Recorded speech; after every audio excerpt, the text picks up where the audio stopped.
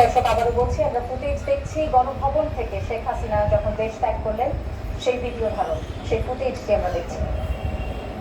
হেলিকপ্টারে করে তিনি দেশ ত্যাগ করেছেন।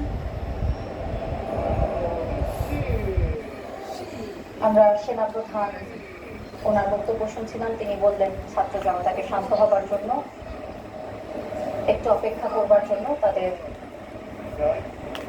তারা উনি রাষ্ট্রপতির সাথে বসে আমাদেরকে এই যে এতগুলো ছাত্র হত্যা এবং যা যা দাবি ছিল সেগুলোর একটি সমাধান তিনি দিবেন। তিনি ধৈর্য ধরতে বলেছেন জনগণকে, ছাত্রদের শান্ত হতে বলেছেন এবং ওনার বক্তব্য থেকে যা শুনছিলাম আমরা, উনি আজকের মধ্যে একটি সিদ্ধান্ত